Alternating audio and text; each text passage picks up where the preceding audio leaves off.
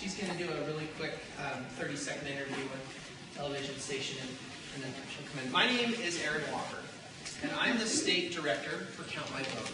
So my job is, once the signature gathering starts, is I'm the guy who oversees the 102 is the minimum, 1,000 signatures that we have to gather across the state.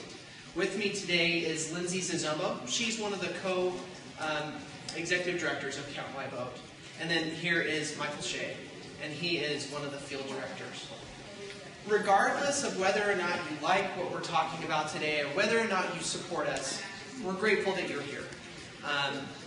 As you may know a little bit about the process, Count My Vote is a citizens initiative to get a ballot, and this issue on the ballot next year.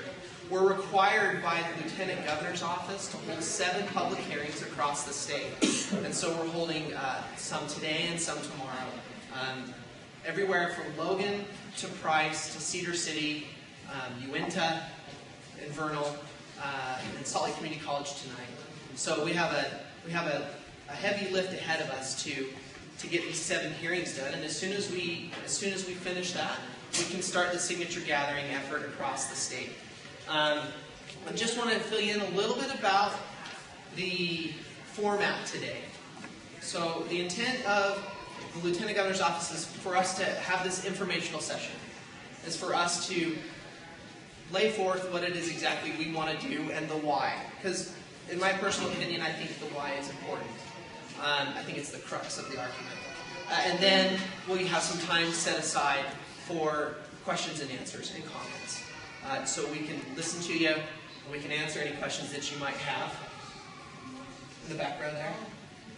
Okay. So the agenda today, really all we're going to do is probably talk for 20-25 minutes. I think that'll be about as much time as we have, and then the rest of the time that we have allotted is for you to talk to us and to ask questions. We actually have a great crowd here today, and the one thing that I would ask is we'll have a timer. We're going to try and ask that everybody keeps it to 2 minutes. We'll have a timer running so you can see how long you have.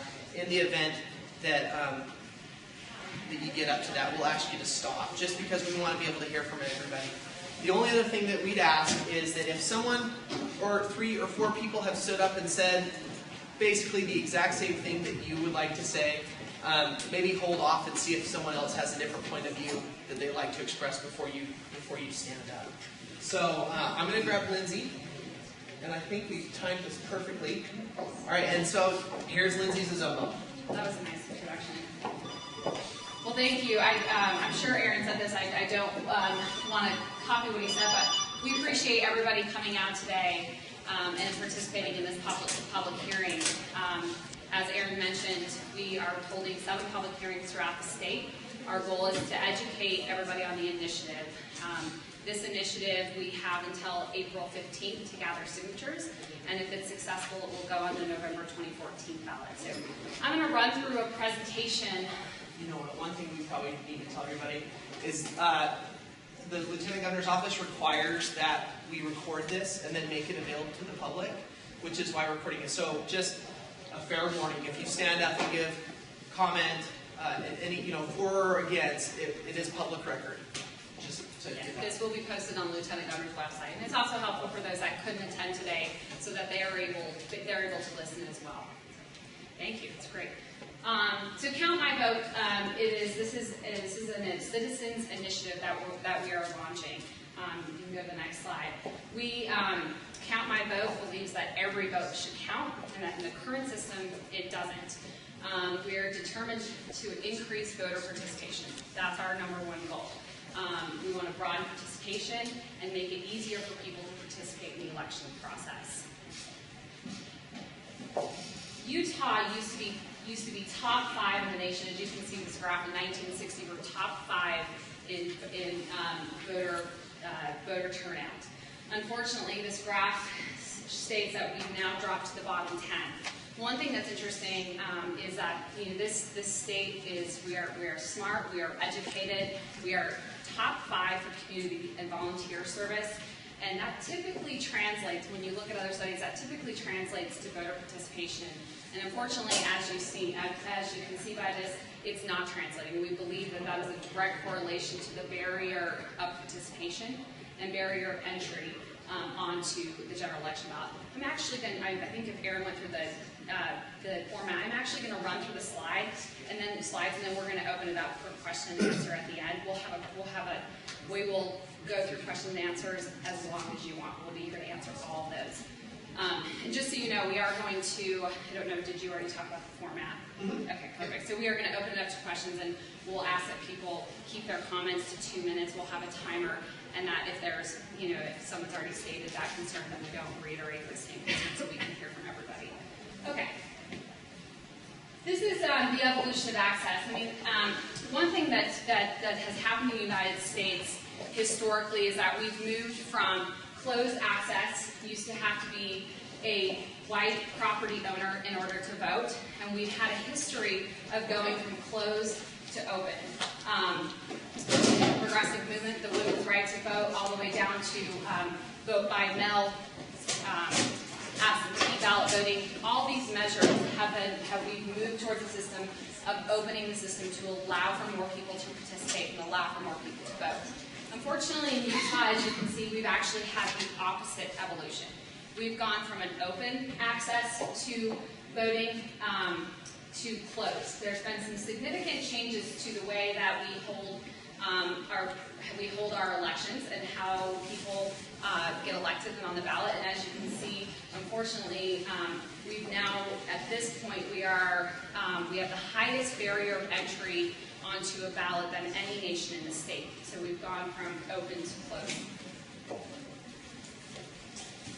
Utah, as I've mentioned, has the most restrictive system.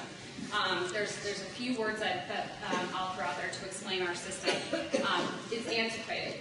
We're one of only 7 states that have this system left in place. In fact, we're the only state where you can preclude a primary directly by going through a convention and going on to the general election ballot. We are the only state left to do that. There are 45 other states in the nation who have moved towards a primary model. You can go ahead and move through these. It's exclusionary, it's unfair, and it's least accountable to voters. Go to the next slide. So these are the 7 states that still use a caucus convention system. As I mentioned, Utah is the only state that has a binding caucus convention system, so we're the only state where you can preclude that primary ballot through your caucus system. The system, as I said, is exclusionary. If you can't participate in that moment in time, so caucus meetings are held typically on a Tuesday night or a Thursday night. The nights when they are held are defined by the parties, but if you can't participate in that moment in time, if you're out of state, if you are taking care of a child, if you're deployed, if you are an ER doc, a service worker, if you are a missionary, you're unable to participate in the system. Therefore, your voice isn't counted. There's no way for you to be involved in the most important time and the most important decisions that are being made. Right now, 99% of the decisions are made at the caucus level. 0.1% of Utahns decide who will go on to the general election ballot. At that time, until that time, general voters have no say in what's happening. The system is, it's unfair. So it marginalizes and disenfranchises large swaths of the population. 75% of GOP delegates are men, when in fact women vote at a higher rate than men. So the delegates are not representative of the general voting population. 63% of delegates are 45 years or older. So we're excluding 2 large groups in our current system, women and the youth. We have as I mentioned before, we have the highest threshold for a primary ballot in the United States. So if you go to your caucus meeting and you have to receive 40% of the vote to get onto a primary ballot. As you can see, the other states that run along the bottom.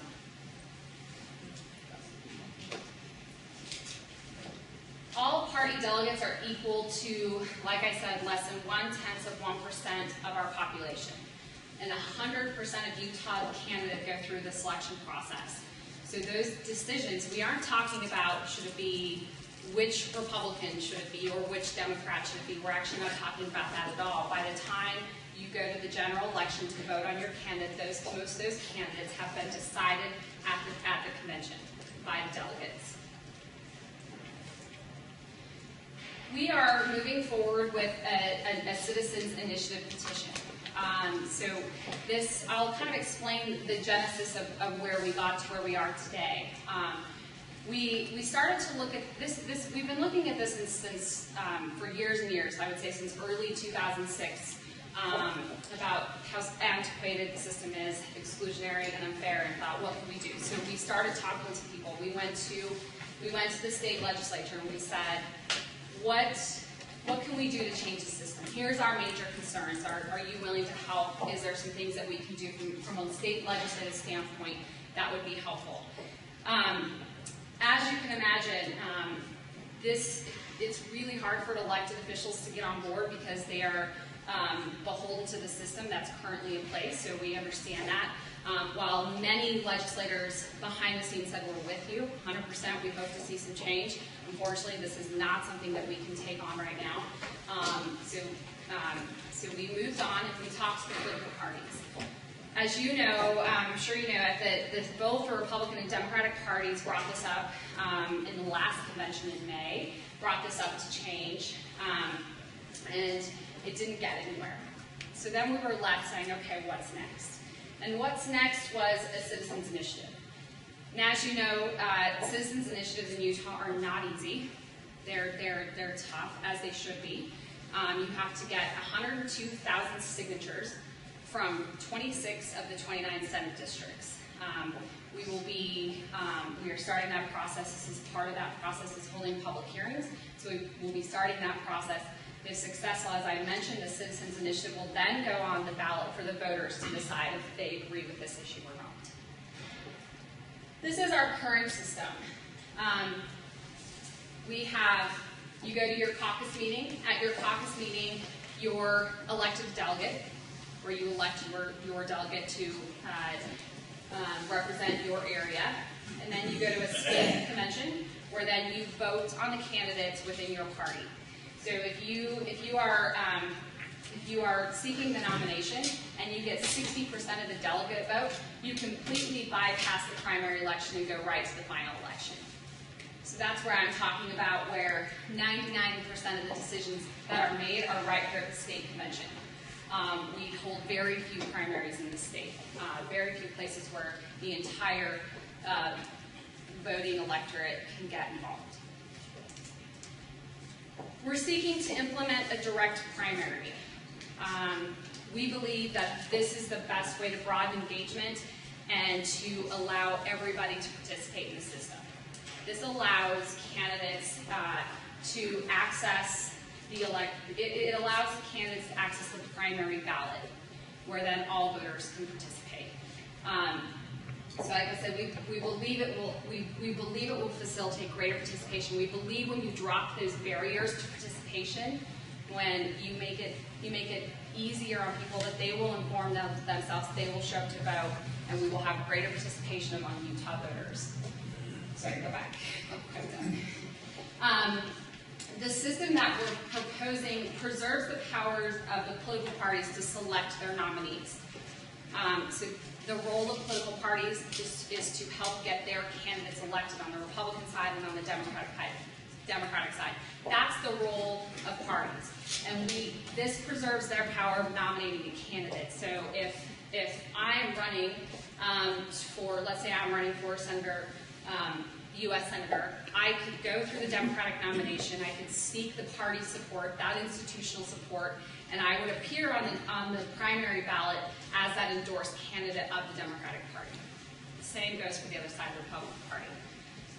We believe that it reduces the potential for fraud and election irregularity. So if you've been to your caucus meeting, if you've been to various different ones, I was speaking to someone from out of state who, has said she went to her first caucus meeting, it was hard to understand.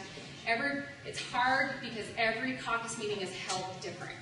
It's run different. The way you vote is different. So we believe that by holding primaries, we will reduce the potential for fraud and we'll make it uniform across the state. And then we'll remove that obstacle to participation. So if you're like me and you have a 10-month-old and you find it hard to drag your 10-month-old to a 6-hour meeting, caucus meeting on a Tuesday night, but find it easier to go vote, then that's an obstacle. If you're deployed, that's an obstacle going to that caucus that moment in time. So we believe that a direct primary will create the system to allow for broader participation. This is how the system under Count My Vote initiative, this is how we propose the system will look. So the caucus meetings will still, organizing meetings will still happen. Potential candidates must get at least 2% of their registered party signatures in their jurisdiction. So to explain this a little bit easier, let's say you're running for your House seat. You have to get 2% of the signatures within your House seat of your party's of the party's registered voters. So a general House seat for a GOP delegate, GOP candidate, it's about 250 signatures for a House seat. We wanted the way to get on the ballot, we wanted it to be enough that you are a serious candidate. So you have to file for office and you have to gather those 2% of signatures, but not so hard that you couldn't get on the ballot, that you couldn't, that the 2% of signatures was, we wanted it to be just enough that you were a serious candidate, but not too easy that we have too many people on the primary ballot, that you're a serious candidate. Once you get your 2%, and the great thing about this is that you're out talking to your neighbors, you're out walking the streets, you're out talking to everybody, not just those delegates who elect you, you're talking to everybody. From there, they still have state conventions, still have the organizing meetings. If you receive the 2% of your registered party's jurisdiction, you go directly onto a primary ballot. And then what will happen at the primary is the top vote getter on the Republican side and the top vote getter on the Democratic side will then go to a general election where the final vote will happen. So this is some advantages of the system. We believe that it will preserve the political party power to select their nominees. So they'll retain control over who they nominate and who they endorse. So those organizing meetings will still carry quite a bit of power. Parties maintain the ability to decide whether unaffiliated voters and other party voters may cast ballot in a primary election. So we are not asking parties. Let me back that up. So parties will still define how they will hold their primaries. They'll still define how they'll hold their organizing meetings, their caucus meetings, and their conventions. If, for instance, if it stays the same, Republicans currently hold a closed primary, and Democrats currently hold an open primary. That system will exist as the parties define they should exist. We believe that the candidates will have a better access to the primary ballot. And like I said, it'll increase, we believe that it will increase party membership. It's wider accessibility to locations, to hours. It's uniformly manage those primary elections so that we don't have different types of elections happening in different areas, that the same primaries happening in each area. We filed our initiative with the Lieutenant Governor's office about a month ago. And at that time, we had 15 former state bar presidents review the initiative language before we filed it. And we asked them to review it with their lawyer glasses on. And 15 former state bar presidents have said that this is clearly constitutional. They deemed that the initiative language that we propose, that if successful, that will be on the ballot, has no constitutionality issues. This was released yesterday. So to move forward with a citizens initiative, the Lieutenant Governor's Office not only deems if it's constitutional enough, but they also will attach a fiscal note. This is the cost for implementing the new law. So they have said that the ongoing cost will be about $890,000, and the one-time cost, an expense of $48,000 to implement direct primaries across the state into each county.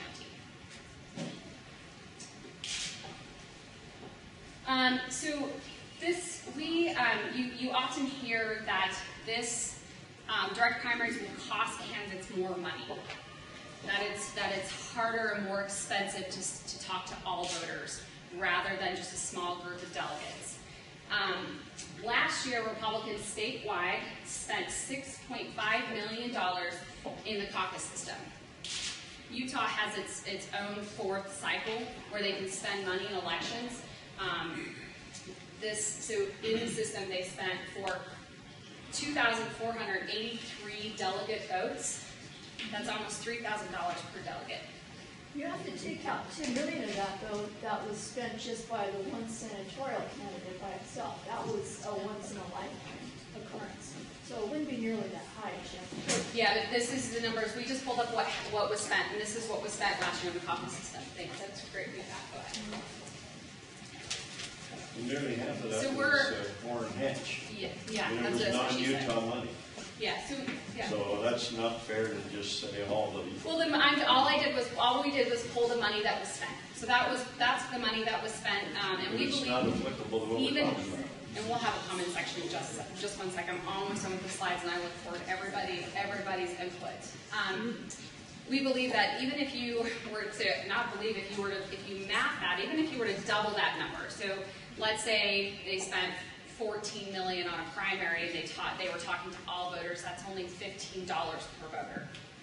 So it's a much different money game when you're talking to all voters rather than about 2,700 people. We would love your support. So soon we will start to gather signatures across the state.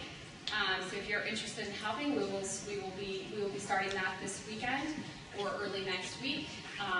We'd love to have you volunteer, put up a sign, or donate if that makes sense to you. At this moment, Michael will be, actually we'll have Aaron, sorry. Aaron will be handing around a microphone. I don't think we need a microphone. Yeah, we need a microphone. So Aaron's going to hand around a microphone. We're going to open it up to questions. We're asking, just for time, there's a lot of people here, so we're asking that people limit it to 2 minutes. We'll have a timer up on the screen so that everybody can participate in questions. Perfect. So with that, if you just want to raise your hand, Aaron will walk around with the microphone. I saw this gentleman back here first, but I know that this row over here has some comments because I've sent my soda. We'll make sure you get to you too.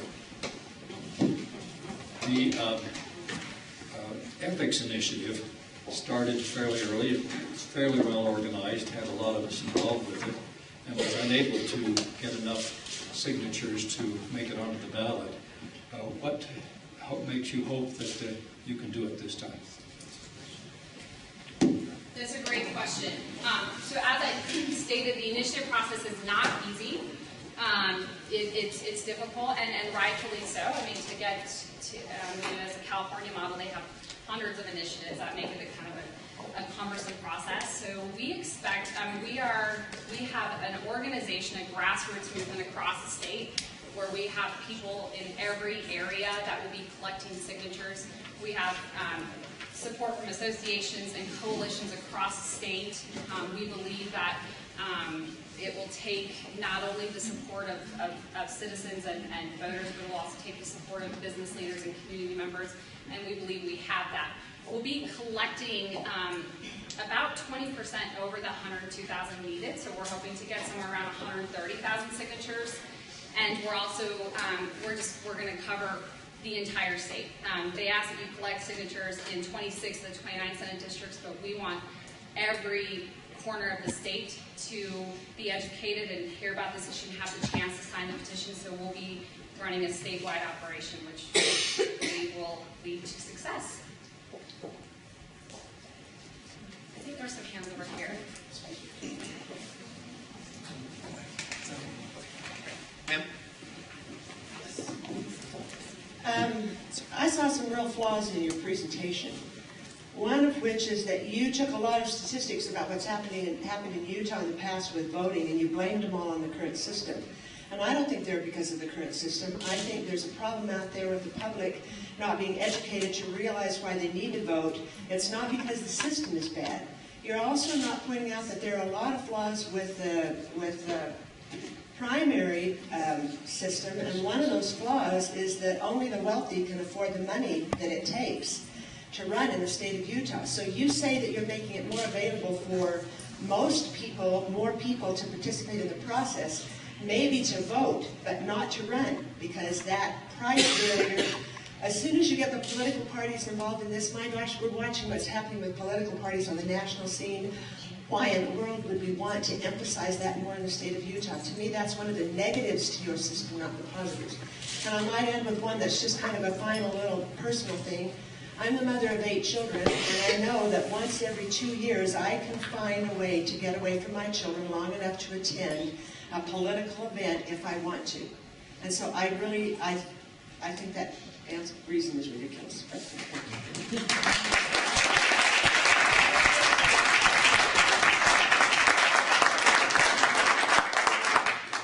I've been involved in the caucus system for quite a few years, and I know how it is. Right now, I don't have time as a mother to study all the candidates.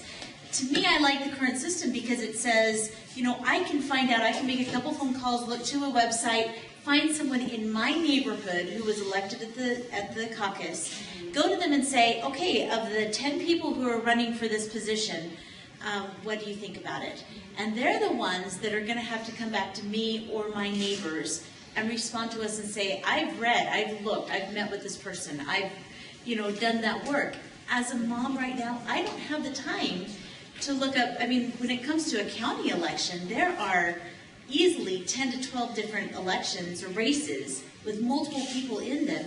I have a hard time believing that with this direct primary system that you want to go to, that general people are going to spend the time necessary to look up for all of these different elections. My other concern was on your slide that you took at, like in the 2010 caucuses, I would like to see what those results were for the 2012 caucuses, because the parties put a huge effort to get more people out, and I would bet your statistics are a lot different if you looked at the 2012. Yes, Utah Foundation did the same poll for 2012, and while participation upticked, the disenfranchisement of groups in Utah did not change at all. In fact, it actually got worse. And I will say, in addition to that, the issues that delegates rate as their top 10 issues don't, in 2010 and in 2012, don't represent that of Utah voters. So, for instance, when polled, delegates don't rate improving education as a top 5 issue, and among Utah voters, they rate improving K-12 education as the #1 most important issue. Were those for this one. Were those the same people Yeah. polled? Yeah, the poll was done in 2010 and in 2012. Not the same people that were asked the same exact question. Yeah, they were the delegates in 2010 that were polled, and then the delegates again, the new set of delegates in 2012. The same. Those, But the delegates don't elect the state board. right. It was when asked what issues were their most important. So, what are your top 10 issues among delegates? That's an actually important point. Yeah. Folks, instead of just turning it into a total free-for-all, I promise we'll stay here and listen to you, but let's keep a little order. Hi, thanks. It seems like your number one concern is the lack of participation. Our county, Summit County, has quadrupled in participation in our caucus system in the past 4 years. I want to know how saying you're going just to a primary is going to actually increase any type of participation, since our caucuses have already grown 4 times. Yeah, that's great. Growing caucus participation is always great. I think getting involved with the process at any level is great. And there's a lot of pros to the current system, but we believe holding a primary, a direct primary, allows all voters to participate in the system. Okay, wait a But you minute. don't know But that hold you on. will. If you're participating in your caucus, you are directly voting on who your delegate is going to be. You are directly giving those people, because we are a representative republic, we are giving them our vote and our participation to go ahead and do the vetting of your candidate. So I want to know how a direct primary is going to actually help the people know any more than what they already know. Well, I believe that the general population and the public will educate themselves and are educating themselves. I do not like the idea of giving up my vote to a caucus representative. I've been to caucus meetings. I don't know for what reason. I always felt it was really stacked by the time I got there. I've never really ever considered running for public office in the state of Utah. I've thought about it and thought I just will not toe a party line, either one, that tightly to participate in that process. I believe in the votes being cast by the people of the state in general, not with something that starts out, what can I say, starts out kind of stacked by the parties. It's just too tight. And I think this comment that people just aren't educated enough, we just got through commenting that Utah is a highly educated state. You know, we sit at the bottom. It's mostly because most of us don't feel we get much of a chance to participate in who's running and in the whole process. We kind of feel like we get there, it's already stacked, so what do? Choose one from what's already been stacked. It just doesn't feel good.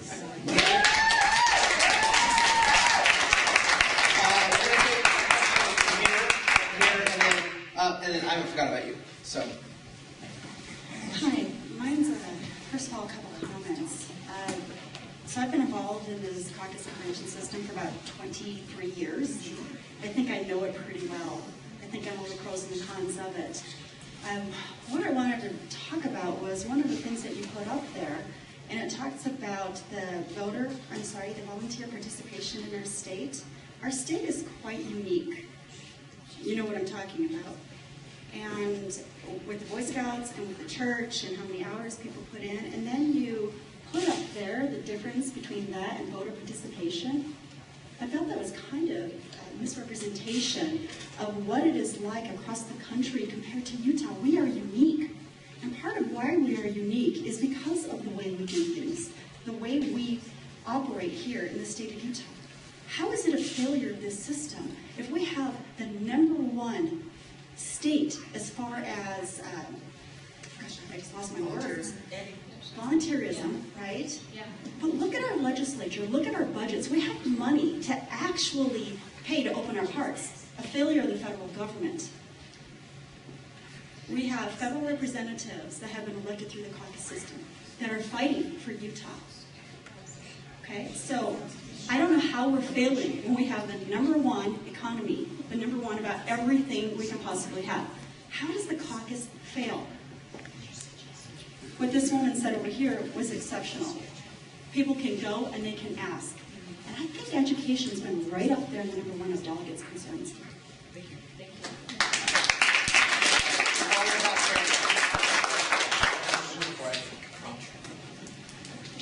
I'm here to listen today and to get an understanding and direction and look at changes and different possibilities. But I just want to address a couple of things. One is, I am also an elected official. I serve on the Board of Education for Alpine School District, and I run a direct primary and a general election. I don't go through the process of the caucus meetings.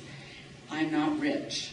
I have to find people who will support me in my candidacy, and I also have to visit all of the constituents in my district to be able to run my campaign. So I knock doors for weeks before my campaign. And so I just wanted to share that if you don't have to be rich to run a direct campaign. Also, I serve heavily in the legislature working for public education because that is what I'm elected to do. I'm an advocate for public education. And the last several years, it's been very difficult working with our current legislators in finding support for public education. So I highly agree with what you're saying as we're putting through our candidates through the delegate system, what is most important across the state with public education. I see it and I live it every day, and I watch the numbers come down as well in money that is being funded to public education. So I just wanted to share those two things.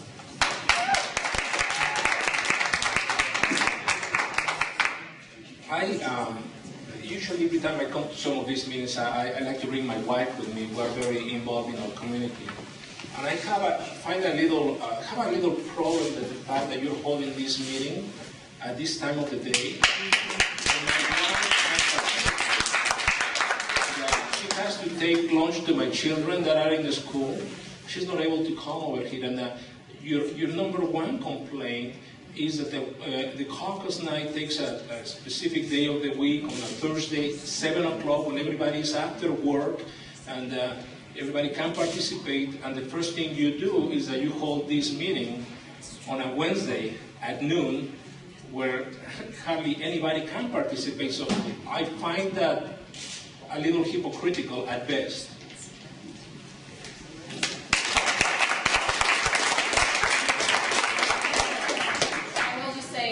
That we're holding some at noon and some at 7 p.m. and we will also have an online hearing this Saturday where everybody can come and participate.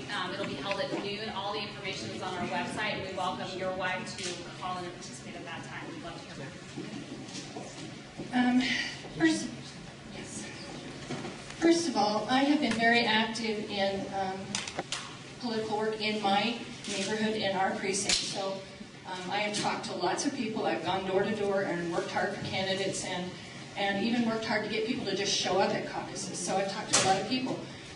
The reasons I have found that people do not either come even sometimes to caucuses or don't vote in the elections, one, they're too busy, they have a complete lack of interest in anything political, and three, they are extremely frustrated with our government on a state and national level, and they don't see any good candidates out there, and so they don't want to vote for anybody, so they don't come. It is not the reasons that you have listed here that I have ever heard from anyone. The other thing is that, in my opinion, the caucus system as it stands now, sure, it has some things we could tweak and improve to make it better and more accessible, and that's easily done. But oh, now I've lost my words. The caucus system to me serves as a neighborhood primary. That is essentially what it is. So we aren't excluding people. Anyone can come, and most people can make arrangements to come. There are very few things that would really limit somebody. They're either choosing not to come for some reason. But it is essentially the neighborhood primary. And it's close to the people. It's the grassroots. It does give every person in the state a chance to participate if they will. You have no guarantee that anyone's going to participate in a direct primary any more than they do now.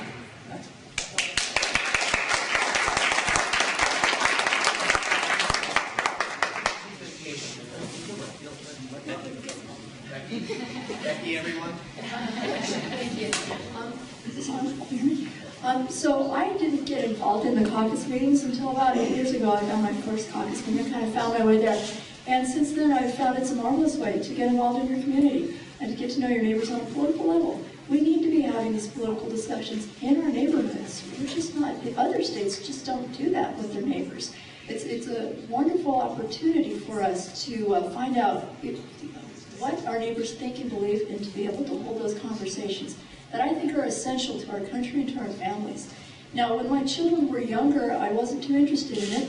Now I am. I made a choice then, but I don't regret the fact that I wasn't involved so much when my children were younger. I simply had a different focus. It was a different season of my life. I'm very grateful that we do have a caucus now, and that I do have the opportunity to put my time and my energy into things a little bit more than I did in the past. And so I wouldn't say you should throw away the whole system. What I would say is, let's make it better. And I don't know if those who are running this initiative have made any efforts to educate the state in general as to the fact that we have a caucus and what we can do in the caucus.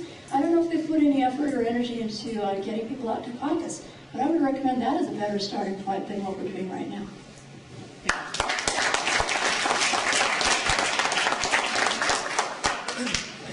my name's Darrell Acumen. I'm the vice chairman of the Utah County Republican Party. I'm not very eloquent. I haven't been involved for very long. I've lived in Utah for about 10 years. I've been involved in the caucuses for maybe 3 or 4. There's a couple of points. First of all, and I'm sorry, I'll try to be quick. You mentioned that there are very few primaries here, and you mentioned that you can go forward with your race without a primary. In a small race, yeah, that probably works, okay? But the races that brought this issue to the forefront, okay, were the Senate races and the congressional races. Now, in the last Senate race, and people have said, oh, Mike Lee got in there because of the caucus. Mike Lee went to the delegates, he went to convention, and he lost to Tim Bridgewater, okay, because he was considered too conservative. And then he went to the voters in a primary, and he won the popular vote in a primary. So in this argument that, we need more primaries, I'm not feeling it, I'm not buying it, right? Now, on a personal note, I've lived here for 10 years. Before, I lived in California, I lived in Maryland, I was born in D.C. What state are you from? Okay. You haven't experienced what it's like outside of the state. I'm telling you, I've never met a senator of mine in another state. I never met another congressman or a governor, ever. And then I moved to Utah, and guess what? Orrin Hatch called to wish me Merry Christmas last year. Jason Chaffetz and I are on a first-name basis. Mike Lee, I have his personal cell phone number right here. Okay, and it's not because I'm vice chairman of the county Republican Party. It's not because Share his number. it's not because I'm vice chairman of the party. It's not because I'm a state delegate, because I'm not a state delegate right now. Okay, it's because I chose to get involved. Let me tell you real quick. In 2010, was it 10 or was it 12? In 2012, I went to the convention. All right, and I got to meet Mike Lee, Tim Bridgewater, and Bob Bennett. And I'll tell you, Bob Bennett was clueless. He didn't lose because, he just, the caucus new conservative. He lost because he was clueless. And you talk about this 2% thing, the bottom line is, the people that are funding this are just upset because Bob Bennett couldn't throw his couple of $1 million around and get around it.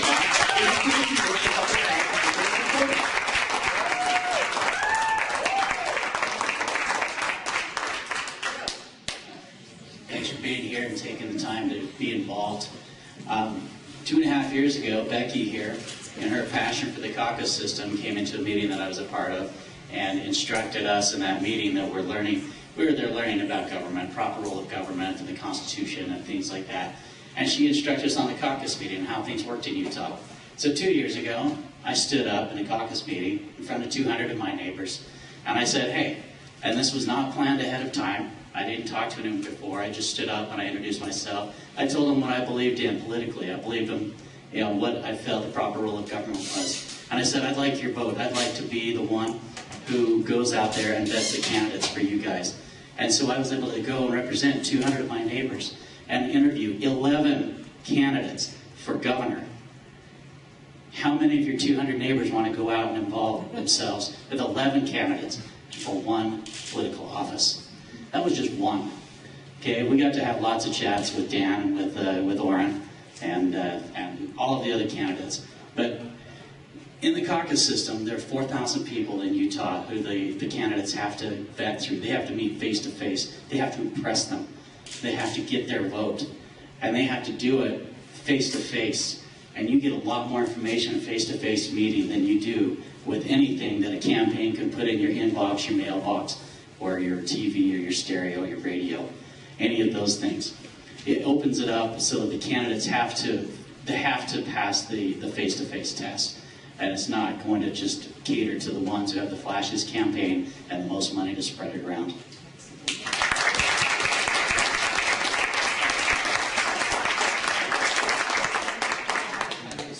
you want to say something? And then you, sir? I'd just like to second the opinion of the other person, because I have been in California most of my life, and I attended a caucus meeting in 2012.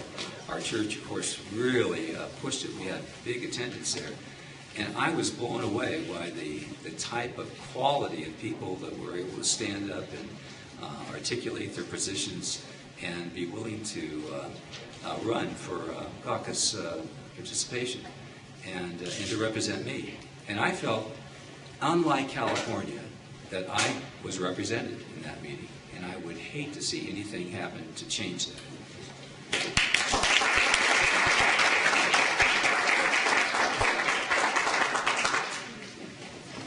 I'm quite concerned because for most of my young life I was a devout socialist. When I left being a socialist, I skipped right over the Democratic Party because they were already socialists. I voted once in the primary election and the general election for Republican, and discovered after they were elected they were also socialists. Why are we voting? What is the purpose of our vote?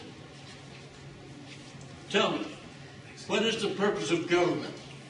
Representatives. What is the purpose of government? Protect what? What are those rights? What are those rights? Name me three. Okay, let's use a different word in there for liberty, because liberty is very nebulous. Let's say the rights and protection of your life, the free exercise of conscience, and the control of the fruits of your labor or your property. Now, the problem with an election is that you are not voting on those principles or to protect your life or liberty or property. You're voting for people who say they will. Thomas Jefferson said, "Let's hear no more of confidence in man, but bind him down from mischief with the chains of the Constitution." What are the chains of the Constitution? The elective process is the least important. And that's all that's been left to us as a people. Our system has destroyed us and turned us into a democracy. We are no longer a republic. Some will say, well, we're a democratic republic. We were established as a constitutional republic based on constitutional law, not on man.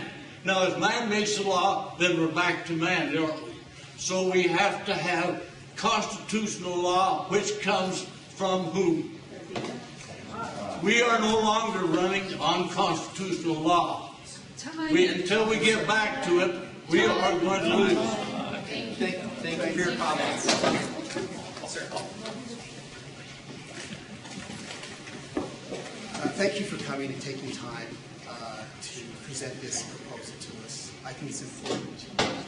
I would urge everyone in this room to support the proposal, simply because you may not agree with it, but you should also agree that we should give all citizens of Utah a voice and a vote.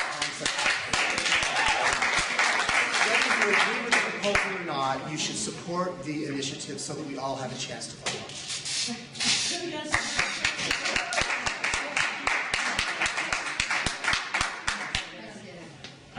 Explain that.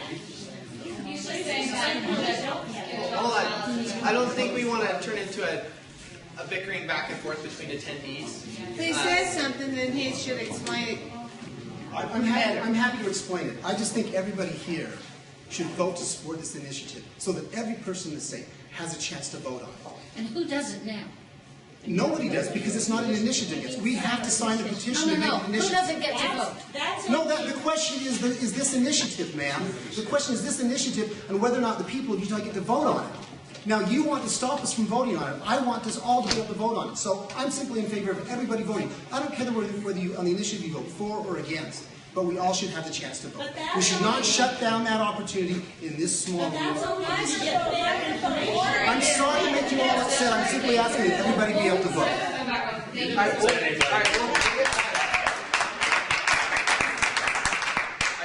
We'll get back over to this side and you guys can stay here. Is anybody on this last section here? Anyone? Oh, ma'am? Okay, and then we'll circle around and hopefully get people going. I want to express my gratitude to count my vote. We are not threatening the caucus system. You are still get to do everything you want in the caucus system.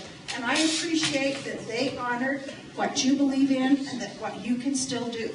All we're asking is for an enrichment in the voting process. Can we have this other arm? Can we go to a direct primary for other people? There are a lot of people who feel very disenfranchised with the caucus system. You people do wonderful jobs, you do it wonderful, but there are a lot of us out there who are not happy and have been to many and feel very disenfranchised. So I am grateful that Count My Vote is willing to expand and perhaps make the voter opportunity in the state of Utah that will encompass more people. Thanks.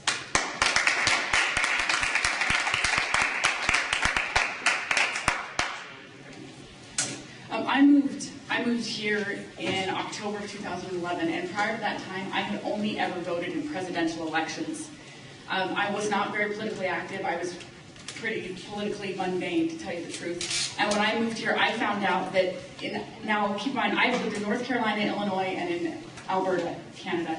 And I found out that in Utah, that you can trust your neighbors to be able to go through and vet these candidates and find out, talk to them face to face, rather than just TV ads and mailers and radio ads. And I showed up at a meeting with 200 of my neighbors, and I live in a rural area, so it's not like we could hop, skip, and jump there. I live in a rural area on a farm. 200 of my neighbors showed up, and I sat there with my husband. I said, what is going on here? And they explained to us what was going on. They explained to us the concept that we could elect people. And we elected Ralph, the 76-year-old who limps down the way. And we elected Tamra, the stay-at-home mom who's not here today. She called me and told me about this meeting because she's at the doctor with her daughter with a broken arm.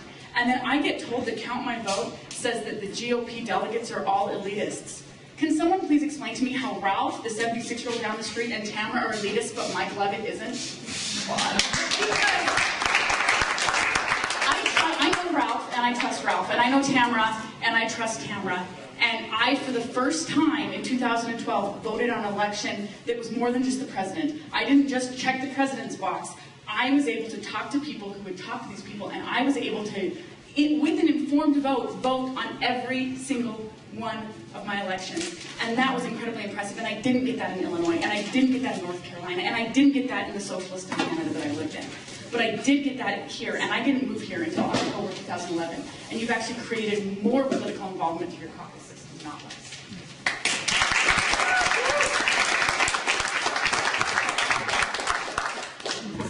I arrived a little bit late. It keeps turning on and off, so just look at the screen. Will say whether it's on. Screen? Yeah, there's no screen on. Not Technology. All right. So let me help you there. We can still hear you. I think this room's small enough that we can hear, right? No? Let's try that. All right, there you go. I'm sorry I arrived a little bit late, so I may not have caught something on this, the presentation. But I'm wondering if we discuss the fact of the history of Utah, in that there was a time in the late 30s that we actually did try the primary system. And it lasted for 10 years, and the percentage of voters actually decreased during that period of time. And it was decided that that wasn't very effective, and we went back to the caucus system. So I'm saying, maybe we've already been here, and we need to keep with what we have. Thank you. We're going to leave it to folks who haven't had a chance to speak, if that's okay. Lindsay, how long do we have? I'm from Summit County. I traveled an hour to get here. Only because if you think it's so important that you're only doing a minimum of these meetings. So my first question to you is, why only 7? That's only what the minimum. If your initiative is so important, rural counties, I work for a living just like everybody else in this room, had to take off work to come at 12 o'clock. So my question to you, directly to you, is why only 7? If you think it's so important, why aren't you taking it to everybody and taking the time to do that? Because it's just starting. We're just beginning. No, I'm serious. This is just the beginning of our process. This is our very first public meeting. Right. And we will continue them throughout the state. This is just our first step. I promise you But we will this is have just- these avenues available, this is just to- including on Saturday. This is just we'll to have meet an the open minimum, hearing though, for ma'am. everybody. Of course. So that's what I'm questioning. If somebody from rural county, we don't think we're being served.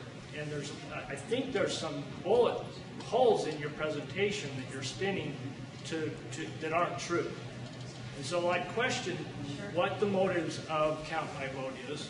The next question I have is, we've seen in the last elections that a lot of people outside of the state of Utah, we're the best run state in the nation. No questions asked. Why change?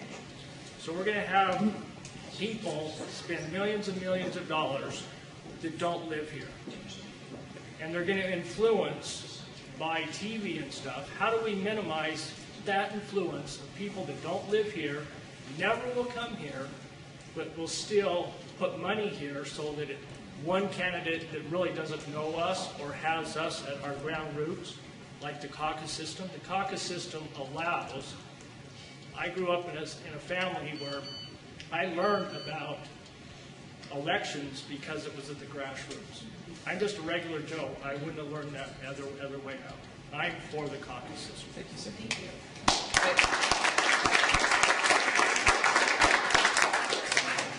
Thank you. Anyone else over here? Ma'am? Okay. I represent the moderate middle, and I'm glad you trust your neighbors to do the voting for you, but I prefer to do my own thinking and my own voting. I support this initiative. I can't wait to sign the petition.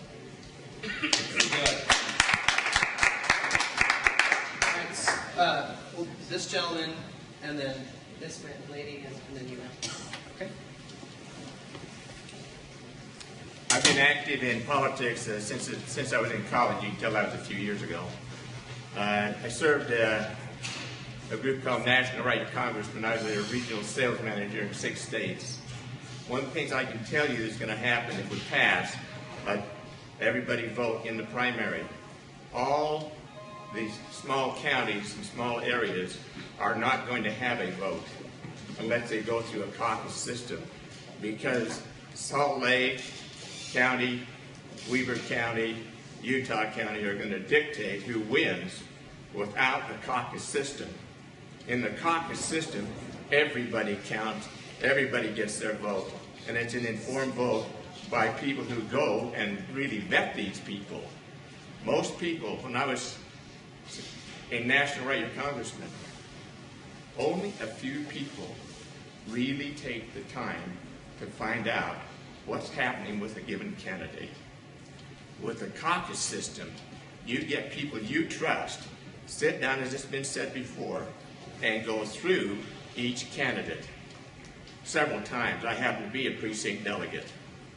I go and I vet those people, and I share with my people where they're at. Then they get to make their voice heard in the elections. Without that system, unless you've got a lot of money, you're not going to have a new person come on who's going in against an established candidate with lots of money and win. We need to keep this in the grassroots.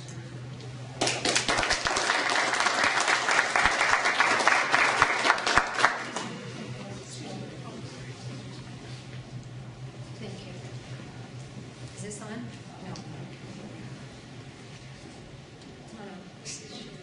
You can speak loud. Can I speak? Okay. Hey, you turned it on though. Let's use it. Since we have it, we're all right. Okay. I am a mother of 9, and I have always been concerned about my country, but just really didn't have the time to do anything. And I tried on different occasions, like when I was living in Nevada, but, you know, I just was too busy. What happened is, once my children grew up, I was able to get, because of the caucus system, go and participate, and I ran and was elected a precinct, a delegate, a state delegate. And it is wonderful to be able to do this.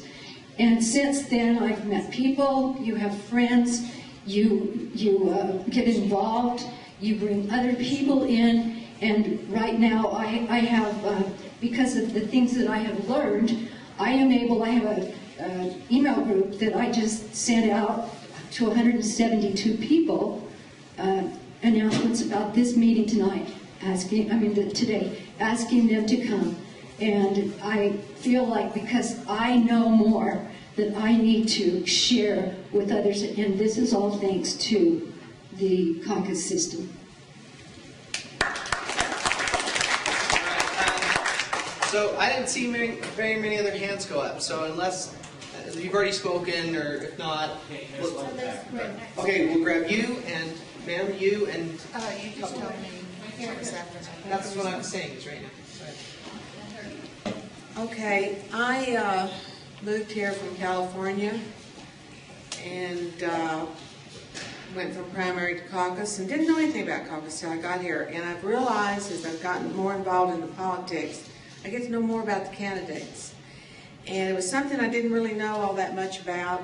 I was born and raised in Texas, primary state. And I feel like that I live in Summit County, rural.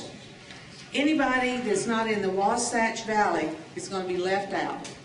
There's no two ways about that. Our votes, what we think, nothing. And I feel almost like, and then the thing that's bothered me the most is why now? And a name keeps coming up that kind of makes me wonder, well, if it's Mike Lee? That's what I'm floating around. Why now are you doing this? Why didn't you do it 10 years ago? Why didn't you do it 5 years ago? Why now? You're worried about Mike Lee? At least he cares. About what? He didn't shut down the government, honey. Your boy Obama did that.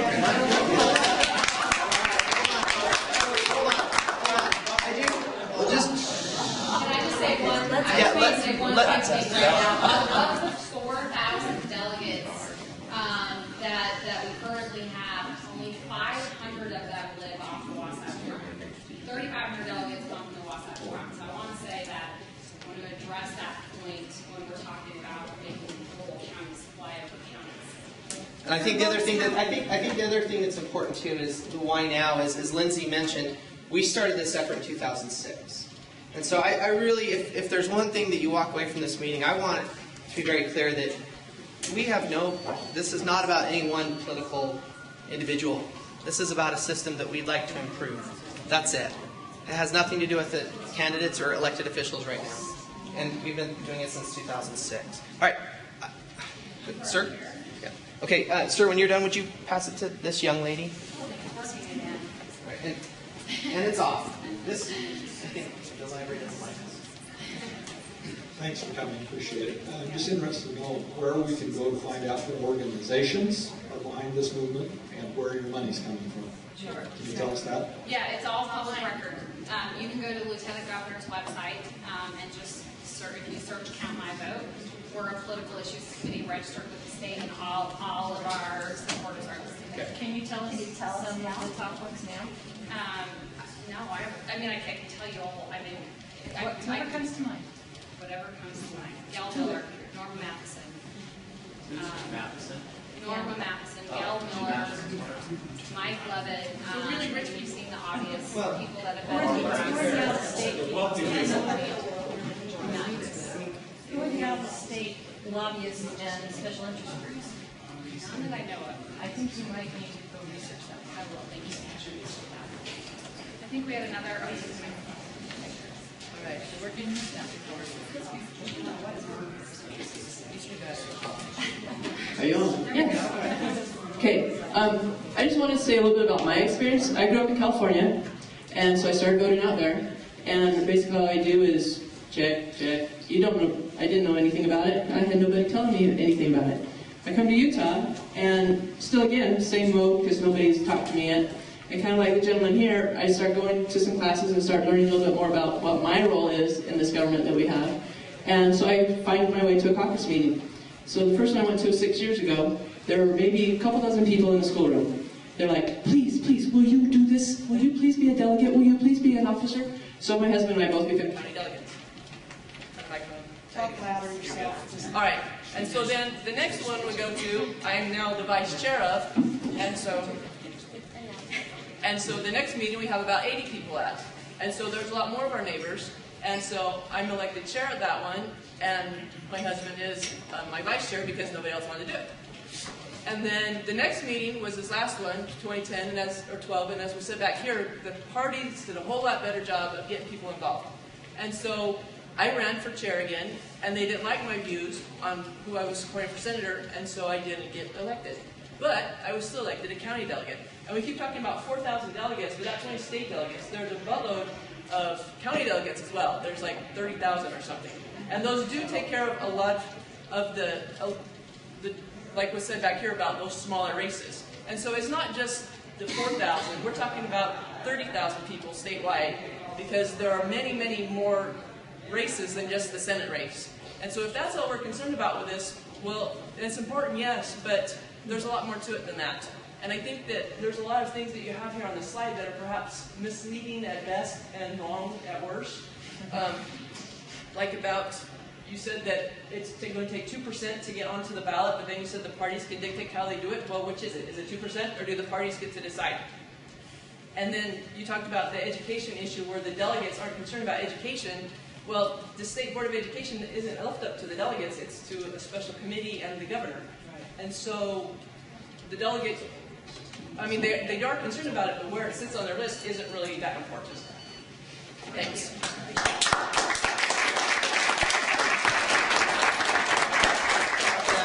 We're just standing up now. We've officially given up on the number. That's fine. I came to get educated on what Count My Vote is. I'm representing quite a few in my neighborhood. We just found out yesterday about this, that we weren't paying attention, and I appreciate your presentation. Just my perspective, after living out of state for several years on a church assignment, we came back and my husband was elected as a state delegate. I have a brother who's currently one in Summit County, and both have become so disillusioned with the system after attending the conventions, the caucuses, the conventions, that we've had great concern. I have raised 5 children who now live in other areas, and we would drag them to the caucus system to try to help, get them involved, not telling them what to think, but they all left saying, this system, my vote doesn't matter at all. And I appreciate it. I support Count My Vote, and I'm anxious to find out more and be involved in any way I can. Thank you.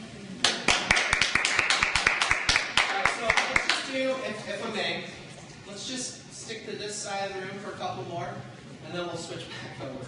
Is that okay? Okay. Now.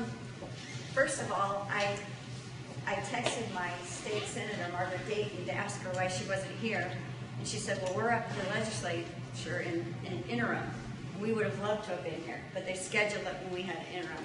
So that makes me sad. Well, that was certainly not intentional. Okay, well, I'm just saying. Well, hopefully she can come to the And if we didn't have the caucus system, I wouldn't be able to text my state senator. And I'm so grateful that I get to know these people on a personal level. And I just got involved 4 years ago. I'm actually a precinct chair in Orem, and it has been a phenomenal experience. I've taken the job very seriously, and I've educated a lot of people, and they're very grateful to have somebody like me that will go to debates, that will go talk to and have cottage meetings, that will talk to the candidates, because you don't get that. I'm from Illinois. You don't get that. And another fact you need to know, in California, when Arnold Schwarzenegger ran for governor, there were 80 candidates. 80 candidates. Do you think all those candidates got vetted in California? They didn't. And do you know why Arnold Schwarzenegger won? Because he had money and he had name recognition. And that's going to happen in our state if we don't be careful. It's also a different primary system. Okay, but still, that's scary, And if you don't like your neighborhood representative, don't vote them back in. Vote for somebody that has your same values and views. That's the beauty of it. It's on the grassroots level, you guys. We do not want to give this up. I promise. Thank you.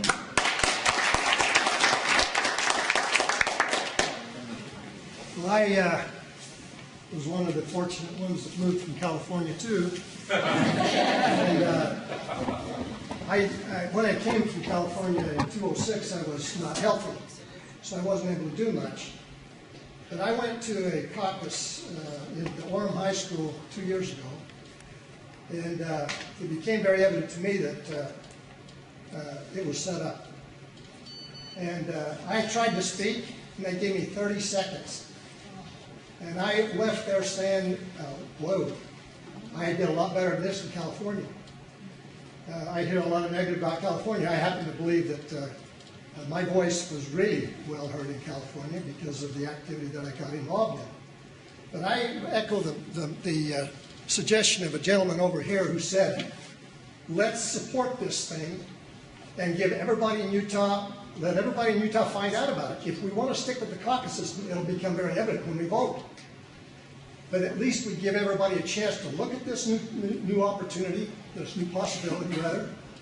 And if the people like it, it'll get voted in. If they don't, that's just fine. But I think we need to support it, get the initiative in front of the voters, and let everybody decide whether they want the caucus system to continue or give this a shot. We'll do one last question, right here. Yeah, go ahead. Did you already stand? Well, She has it. yeah, please. I have a hard time imagining supporting something that on the screen there are several flaws as to why your presentation. You know, it seems like if you're going to go statewide with a presentation, it would make sure that every point and every bullet point is accurate. And just one little example here, number 6. Groups such as women and younger voters are marginalized and disenfranchised. What do you base that on, and how are they? I, nor my daughters, nor any of the women that I know that have been involved with the caucus system, or the voters just at the caucus system, maybe that weren't happy with the delegates that were voted in. Still, we're not marginalized and disenfranchised. It's the way you've worded it. That's actually offensive. It is. Factually, statistically, it's true. I cannot see putting something on the ballot, or you're welcome. I cannot see putting something on the ballot that has lots of holes backing it up. Thank you. Just to be fair, those are the numbers of the delegates. I don't care about numbers. This is offensive. We need to fix this. Fix it. Yeah, thank you. I appreciate that feedback. That's great. Thank you. Okay, so are we good over here? So I do want to call on you, but you've already spoken. We'll come back if it works. I appreciate your persistence. This is off the record. I just wonder what the word vet means, to vet. I understand it, but does it mean It seems like if you're going to go statewide with a presentation, it would make sure that every point and every bullet point is accurate. And just one little example here, number 6. Groups such as women and younger voters are marginalized and disenfranchised. What do you base that on, and how are they? I, nor my daughters, nor any of the women that I know that have been involved with the caucus system, or the voters just at the caucus system, maybe that weren't happy with the delegates that were voted in. Still, we're not marginalized and disenfranchised. It's the way you've worded it. That's actually offensive. It is. Factually, statistically, it's true. I cannot see putting something on the ballot, or you're welcome. I cannot see putting something on the ballot that has lots of holes backing it up. Thank you. Just to be fair, those are the numbers of the delegates. I don't care about numbers. This is offensive. We need to fix this. Fix it. Yeah, thank you. I appreciate that feedback. That's great. Thank you. Okay, so are we good over here? So I do want to call on you, but you've already spoken. We'll come back if it works. I appreciate your So the way so how is that not comparing apples to oranges? Yeah. How is that not comparing apples to oranges? I don't care what Orrin Hatch pays. Separate figures. Okay. How much is the caucus system costing the taxpayer right now? Is this going to be more expensive? Is it going to save us money? That's a good question. So it depends. So some counties already have primaries that are set up for every election cycle. Okay. So they're sporadic at best. Okay. So at a county level, it can be difficult to anticipate and know when a primary will be held. So that's one thing that I may give you my feedback. That is going to be much more effective or influential. Knowing what is this going to cost me more? Because I don't care what Orrin Hatch pays. I care what the state wants to tax me. That's what I care. The answer is that the state party pays for caucuses. Okay. So it costs the state nothing. Unless they hold a primary. Yes. And then it does. And this is cost more because there's more So, programs. yeah, According this, to like the I said, website, this will hold more primary. Okay. So some counties So have in the primaries, some future, don't. It I depends- would it say depends on this. the election. As soon as that slide came up, I saw huge rebuttals on this side of the room that immediately Which tried to nail slide? you Sorry. about the 6.5 million. Wait, so, the six, okay, not the fiscal note. Well, I just you, wanna make you sure we're talking in about your presentation, you compared $890,000. No, The no, next slide that those came were up not was comparing 6.5 million. I understand what you're saying, but I'm saying that's not how it came across. Sure, So thank you might you. want I to change appreciate that. That's really helpful feedback. They have nothing to Thank do you. to us, so thank you. I appreciate that. That's really helpful. Right. Yeah.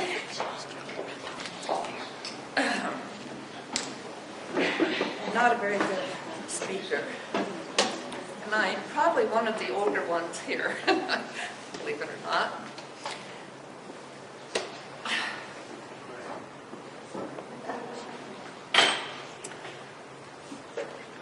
I'm sorry. You're okay. Take your time. I have spent my life trying to be a good citizen, raised 6 children, have voted in every presidential election since I was 18, and I'm 75. I missed one because I was having a baby. I went to this caucus thing last year. And please don't get me wrong. Politically, I'm a babe in the cradle because a lot of this I really don't understand. I know that my rights in this country are disappearing. And that's why I'm here. I'm so sorry, everybody. It frightens me. It frightens me for my 6 kids, 20 grandkids, and 14 great-grandchildren, and what are we giving them?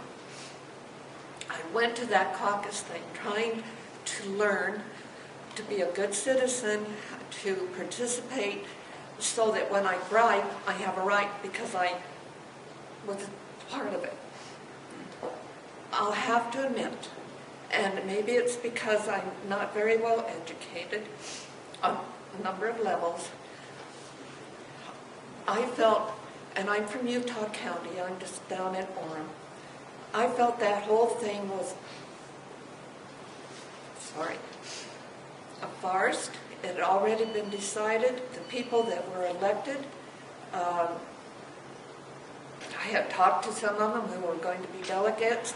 They didn't hold my thoughts, that what I would like to see, but they were elected.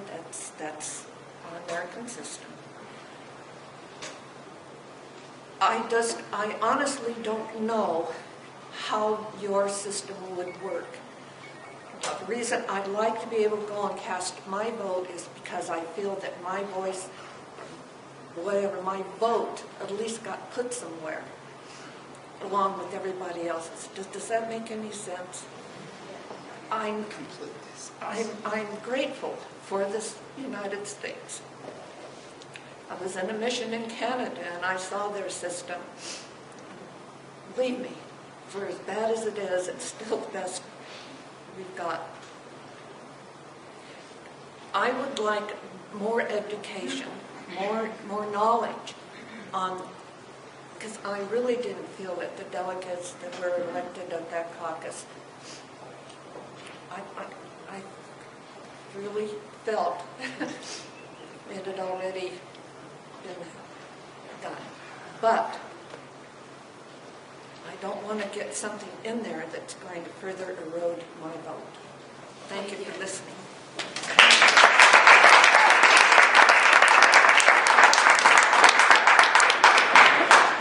I just want to say, I'm so patient, and I've only been to one caucus, I'm sorry. But it was the last one, like this lady was talking about right here. And there were so many people there because the church, you know, was an Anglican church and everything, go. And it was really dysfunctional, is about all I could say, because they weren't ready for the people to come in, they couldn't register you. It was at the high school, and they filled up the auditorium, and then they only gave the people, you know, a couple of minutes to say something, so you really didn't know who you were voting for, and then it took forever to count the votes because they didn't have a system to do it. So the caucus system, I understand, is good, but I think it's, in some areas, it's just outgrown. When you have so many people there, you don't have the time to really know, you know, who they are, what they stand for, and there was, you know, the person that was voted in was not, his thinking was not my thinking, and they said, well, you can email them, but then that candidate got put in anyway. You know, I like the count my vote because I think your votes can go in. And I agree. I think we all should be supported, like the other gentleman said, and let everybody in the state go vote, whether they want to keep the caucus or whether they want something different. This way, you know, everybody will get a choice.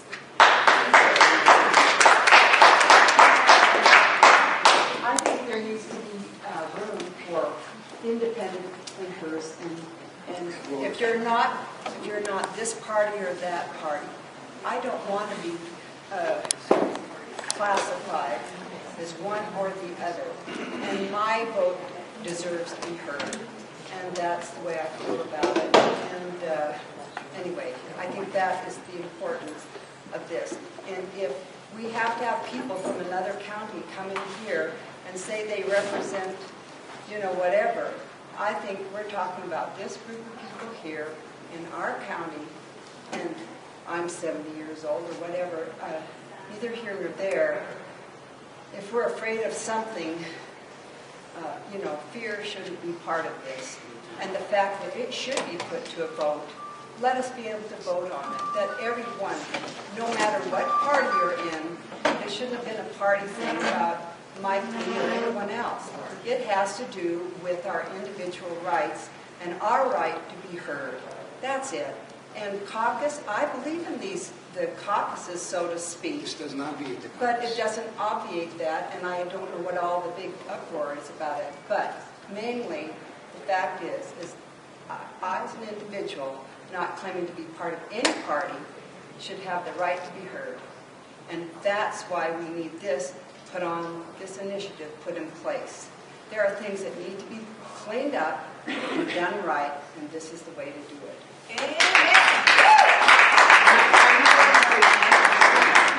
Sorry. We're just going on people that have already, he's had his hand up, who's already spoken, so we're trying to give people who haven't I just spoken. noticed that some people have a lot more than 2 minutes, and I just have about 30 seconds, and I just want to share some information for some people that raised some question. So, well, at the end, if there's time, Is it we're already half an hour, but we have the room booked, and there's other people who I appreciate it, but Okay, so there are other people that still want to speak? Yes. I only booked it for an hour, so. Anybody else that has not spoken yet? All right, so let's do. So may I say my comment? So yeah, this was okay, the last thank you. comment. Okay, so just a response to you, sir. I'm not sure how old you are, but Utah County Republicans actually elected a 24-year-old as our county party chair, and so we are actively, you know, really pursuing the young vote, and that's something that nationally we saw that we were losing. And we wanted to make sure that now, I don't think Casey Folks is our chair. I don't think that was why he ran. But I think that the electorate of the delegates said, this is great. This man can take us and he can lead us in these directions. So I think the youth is essential. We also have moderates in the party too, which people will consider me as a moderate. And I've been involved a long time. The other thing that I wanted to mention, and I think it just jumped my brain. The woman's comments that she might have walked out in regards to how long it takes, all that kind of stuff. As far as in the Republican Party, because we are the ones that have the really crowded caucuses, the party's addressing those. You are going to see a vastly updated technology enhanced caucus meetings coming up this coming March. So some of those things are being addressed. We are in growing pains, that's for sure. What is that evidence of? That's evidence of people who want to be involved in this process. They believe in this process. It's their way to get their voice heard. That's all I have to say. Thank you so much. So I think we've, everybody who's wanted to speak has spoken. We appreciate you taking the time out of your day to come and listen to this presentation. We would love to hear more. You can go to our website. My business card with my email address and unfortunately my cell phone, or fortunately joking, is on there. Please feel free to get in touch with me. I'd love to hear from you. We really appreciate you taking the time to come today.